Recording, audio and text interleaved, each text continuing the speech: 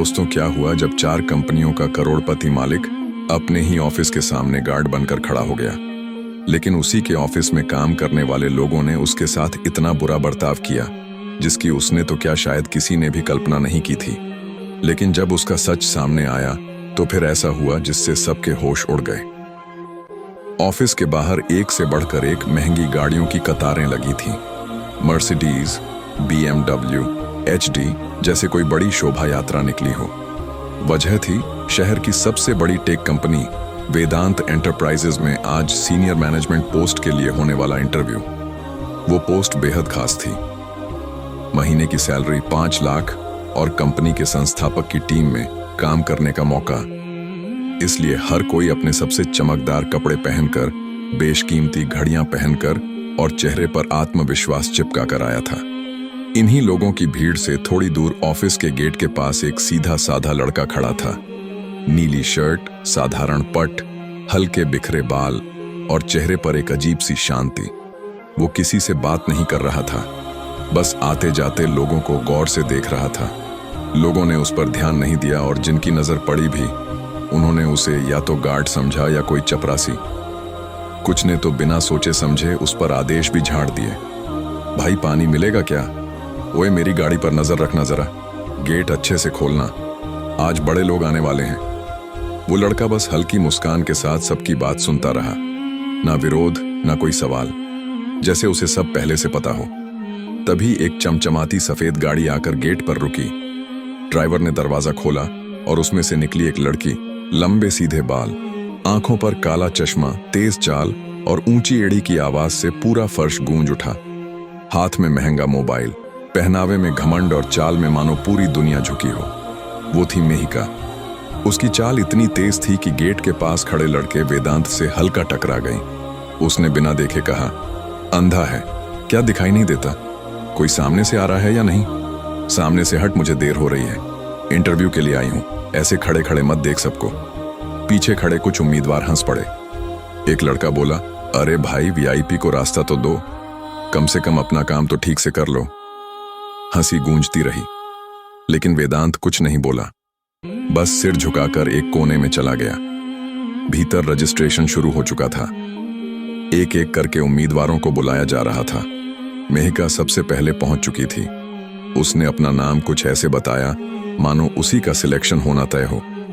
मेहिका अरोड़ा, उसने कहा, MBA किया है विदेश से और ट्रेनिंग भी इंटरनेशनल लेवल पर की है। पापा का नाम तो आप जानते ही होंगे। रिसेप्शनिस्ट ने मुस्कुराकर बिना कुछ बोले सिर हिला दिया। वह अपने फोन पर किसी से बात कर रही थी। घबराना मत, पोस्ट मेरी ही है। यहाँ जो लोग आए हैं वह बस दिखावे के खिलाड़ी हैं, असली प्रोफाइल तो मेरा है। उसी वक्त 9वीं मंजिल पर एक सादा कमरा था जहाँ कुछ CCTV स्क्रीन लगी थी। हर फ्लोर की लाइव फीड वहां दिख रही थी। उस कमरे में अकेला बैठा था वही सादा लड़का वेदांत। उसके सामने टेबल पर कुछ फाइलें थीं जिनमें उम्मीदवारों की पूरी जानकारी दर्ज थी। नाम, शिक्षा, अनुभव, व्यवहार और सबसे खास कॉलम था नजरिया, जिसमें वह खुद अपने हाथ से नोट्स लिख रहा था, क्योंकि वह कोई गार्ड नहीं था। वह था इस पूरी कंपनी का संस्थापक और मुख्य कार्यकारी अधिकारी, CEO वेदांत अग्रवाल। लेकिन आज उसने अपना सूट पहनना जरूरी नहीं समझा।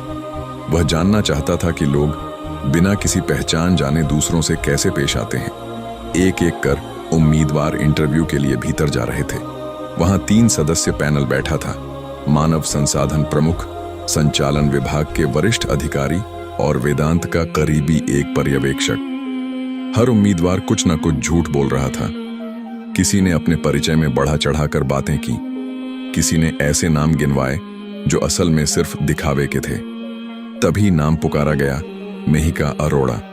वो पूरी आत्मविश्वास के साथ कमरे में दाखिल हुई, जैसे किसी शो में हिस्सा लेने आई हो।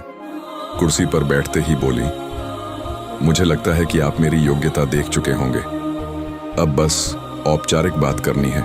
इंटरव्यूअर ने मुस्कुराते हुए पहला सवाल किया, आपने अब तक सबसे मुश्किल काम कौन सा किया है और आपने उसे कैसे संभाला? उसने बिना रुके कहा, मुझे अपने से नीचे लोगों के साथ काम करना पसंद नहीं। मैं चाहती हूं कि चीजें मेरे कंट्रोल में रहें। संचालन अधिकारी ने पूछा, परिणाम जरूरी है या रिश्ते? महिका ने जवाब दिया, परिणाम भावनाओं में बहकर कोई अच्छी लीडर नहीं बनती। तीसरे सदस्य ने कुछ नहीं कहा, बस हर बात को ध्यान से सुनता रहा और एक के बाद एक बातें नोट करता रहा। उसके जवाब तेज थे, स्पष्ट थे, लेकिन उनमें ना विनम्रता थी, ना टीम भावना और ना ही इंसानियत। वह खुद को सबसे आगे दिखाने के लिए हर सीमा पार कर रही थी। इंटरव्यू खत्म हुआ। एचआर हेड ने कहा, धन्यवाद, हम आपको जल्द सूचित करेंगे। मेहिका उठी, मुस्कुराई और बोली, मुझे पूरा यकीन है कि कॉल सबसे पहले मेरी ही जाएगी। बाहर आकर फिर से फोन कान पर लगाया और कहा, इतना आसान था कि अब बस ऑफर लेटर का इंतजार है। उन्हें शायद पहले ही अंदाजा हो गया होगा। वेदांत ऊपर बैठा सब सुन रहा था। उसने रिसेप्शन को फोन किया, चयनित उम्मीदवारों को मेरे ऑफिस भेजिए, आगे की प्रक्रिया मैं खुद देखूंगा। सब चौंक गए। पहली बार कंपनी के सीईओ खुद किसी इंटरव्यू का अंतिम निर्णय लेने वाले थे। कुछ नाम बुलाए गए। धीरे धीरे लोग लिफ्ट से ऊपर भेजे जाने लगे। अंतिम नाम मेहिका।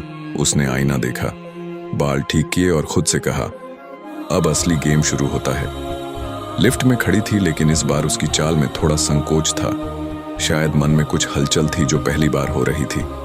लिफ्ट के दरवाजे खुले तो महिका के कदम धीमे हो गए।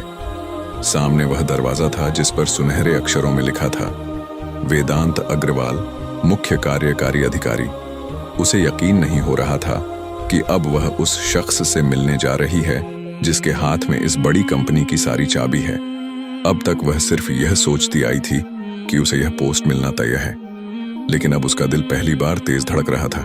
उसने गहरी सांस ली, अपने बालों को फिर ठीक किया, हल्की मुस्कान बनाई और दरवाजा खोला। जैसे ही दरवाजा खुला, वो चौंक गई। सामने वही चेहरा, वही इंसान, वही साधारण कपड़े, वही शांत मुस्कान जो सुबह ऑफिस के गेट पर खड़ा था, जिसे उसने बिना देखे धक्का दिया था, जिसे उसने गार्ड समझकर अपमानित किया था। वो अब उसी ऑफिस में एक शानदार टेबल के पीछे बैठा था। सूट में सामने फाइलें रखी थीं और पीछे कांच की दीवार से पूरी दुनिया दिख रही थी। वह था वेदांत। महिका के चेहरे से जैसे खून उतर गया। वह एक कदम पीछे हटी, लेकिन दरवाजा बंद हो चुका था। उसके गले से आवाज नहीं निकल रही थी। वह बोलना चाह रही थी, पर शब्द ही नहीं मिले। वेदांत ने उसकी ओर देखा। आंखों में कोई गुस्सा नहीं था। वह धीरे से खड़ा हुआ और सामने रखी फाइल उठाकर पढ़ने लगा। मेहिका अरोड़ा शिक्षा बढ़िया है, अनुभव भी ठीक ठाक है, आत्मविश्वास भी ज्यादा ही है, लेकिन जो सबसे जरूरी था वह नहीं है, इंसानियत। जब कोई व्यक्ति अपनी भाषा से किसी को नीचा दिखाता है तो उसकी डिग्री, उसके कपड़े, उसके शब्द सब बेकार हो जाते हैं। मेहिका कांप रही थी। उसने कांपते हुए कहा, मैं जानती नहीं थी कि आप ही। वेदांत ने उसकी बात बीच में ही रोक दी। जानना जरूरी नहीं होता, समझना जरूरी होता है। जब किसी को देखकर आप उसके कपड़े, उसका स्टाइल देखकर उसकी हैसियत तय कर दो तो आप किसी भी पोस्ट के काबिल नहीं रह जाते। मेहिका की आंखों में आंसू तैरने लगे। वो अब खुद को मजबूत नहीं रख पा रही थी। आप चाहे तो मुझे माफी मांगने का मौका दें, उसने कहा। मुझे समझ में आ गया है कि मैंने क्या किया। वेदांत ने उसका चेहरा देखा, फिर टेबल पर रखी फाइल बंद की। धीरे से कहा, माफी मांगना आसान होता है, लेकिन सबसे कठिन होता है ये जानना कि आप माफी के लायक हैं भी या नहीं। आपने मुझे नहीं, मेरी सोच को नीचा दिखाया था, और ऐसी सोच इस कंपनी में 1 इंच भी जगह नहीं ले सकती। उसने फाइल को उठाकर एक तरफ रख दिया, फिर हाथ से दरवाजे की ओर इशारा किया। आप जा सकती हैं। मेहिका की आंखों से आंसू निकल पड़े। उसकी चाल अब वैसी नहीं थी जैसी सुबह थी। अब वो लड़की जो सबसे ऊंची एड़ी पहनकर सबसे तेज चलती थी, अब चुपचाप झुकी नजरों से बाहर निकल रही थी। वो उसी लिफ्ट में बैठी, लेकिन अब अकेली थी, सिर झुका हुआ, होंठ कांपते हुए। नीचे आते वक्त उसे वह हर पल याद आ रहा था। गेट पर वेदांत से टकराना, उसके लिए बोली गई बातें और दूसरों के सामने उसकी बेइज्जती करना। अब वो हर शब्द उसके दिमाग में हथौड़े की तरह बज रहा था। जैसे ही लिफ्ट नीचे पहुंची, वह बाहर निकली तो सारे चेहरों की नजरें उसकी ओर थीं। किसी ने कुछ नहीं कहा, लेकिन सब कुछ कह दिया गया था।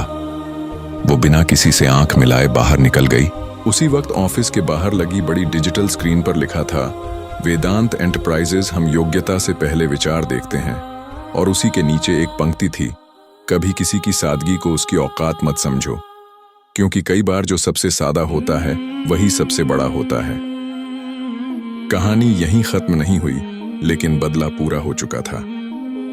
वेदांत ने कुछ नहीं कहा था, लेकिन जो कहा वह जिंदगी भर याद रहेगा।